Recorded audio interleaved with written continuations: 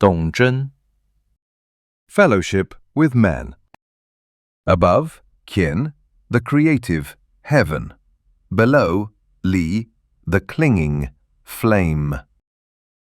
The image of the upper trigram Ching is heaven, and that of the lower li is flame.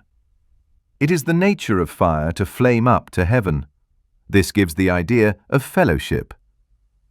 It is the second line that, by virtue of its central character, unites the 5 strong lines around it. This hexagram forms a complement to shu, the army.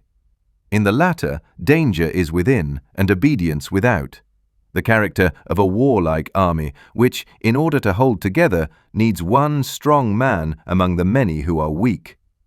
Here, clarity is within and strength without, the character of a peaceful union of men, which, in order to hold together, needs one yielding nature among many firm persons. The judgment. Fellowship with men in the open. Success. It furthers one to cross the great water. The perseverance of the superior man furthers. True fellowship among men must be based upon a concern that is universal. It is not the private interests of the individual that create lasting fellowship among men, but rather the goals of humanity. That is why it is said that fellowship with men in the open succeeds. If unity of this kind prevails, even difficult and dangerous tasks, such as crossing the great water, can be accomplished. But in order to bring about this sort of fellowship, a persevering and enlightened leader is needed, a man with clear, convincing, and inspiring aims, and the strength to carry them out. The inner trigram means clarity, the outer, strength. The image. Heaven together with fire. The image of fellowship with men. Thus, the superior man organizes the clans and makes distinctions between things. Heaven has the same direction of movement as fire, yet it is different from fire. Just as the luminaries in the sky serve for the systematic division and arrangement of time, so human society and all things that really belong together must be organically arranged. Fellowship should not be a mere mingling of individuals or of things. That would be chaos, not fellowship. If fellowship is to lead to order, there must be organization within diversity. The lines. 9 at the beginning means fellowship with men at the gate, no blame. The beginning of union among people should take place before the door. All are equally close to one another. No divergent aims have yet arisen, and one makes no mistakes. The basic principles of any kind of union must be equally accessible to all concerned. Secret agreements bring misfortune. 6 in the second place means fellowship with men in the clan. Humiliation. There is danger here of formation of a separate faction on the basis of personal and egotistic interests. Such factions, which are exclusive and instead of welcoming all men, must condemn one group in order to unite the others, originate from low motives and therefore lead in the course of time to humiliation. 9 in the third place means he hides weapons in the thicket. He climbs the high hill in front of it. For 3 years he does not rise up. Here fellowship has changed about to mistrust. Each man distrusts the other, plans a secret ambush, and seeks to spy on his fellow from afar. We are dealing with an obstinate opponent whom we cannot come at by this method. Obstacles standing in the way of fellowship with others are shown here.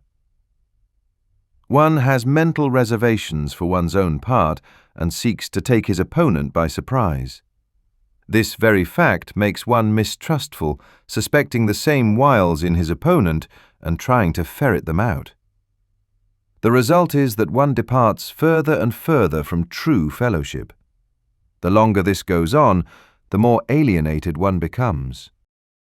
9 in the fourth place means he climbs up on his wall. He cannot attack. Good fortune. Here, the reconciliation that follows quarrel moves nearer. It is true that there are still dividing walls on which we stand, confronting one another. But the difficulties are too great. We get into straits, and this brings us to our senses. We cannot fight, and therein lies our good fortune. 9 in the 5th place means, men bound in fellowship first weep and lament, but afterward they laugh. After great struggles, they succeed in meeting. Two people are outwardly separated, but in their hearts they are united. They are kept apart by their positions in life. Many difficulties and obstructions arise between them and cause them grief, but, remaining true to each other, they allow nothing to separate them. And although it costs them a severe struggle to overcome the obstacles, they will succeed. When they come together, their sadness will change to joy. Confucius says of this, "Life leads the thoughtful man on a path of many windings. Now the course is checked, now it runs straight again. Here winged thoughts may pour freely forth in words. There the heavy burden of knowledge must be shut away in silence. But when two people are at one in their inmost hearts, they shatter even the strength of iron or of bronze. And when two people understand each other in their inmost hearts, their words are sweet and strong, like the fragrance of orchids." 9 at the top means fellowship with men in the meadow, no remorse. The warm attachment that springs from the heart is lacking here. We are by this time actually outside of fellowship with others. However, we ally ourselves with them. The fellowship does not include all, but only those who happen to dwell near one another. The meadow is the pasture at the entrance to the town. At this stage, the ultimate goal of the union of mankind has not yet been attained, but we need not reproach ourselves. We join the community without separate aims of our own.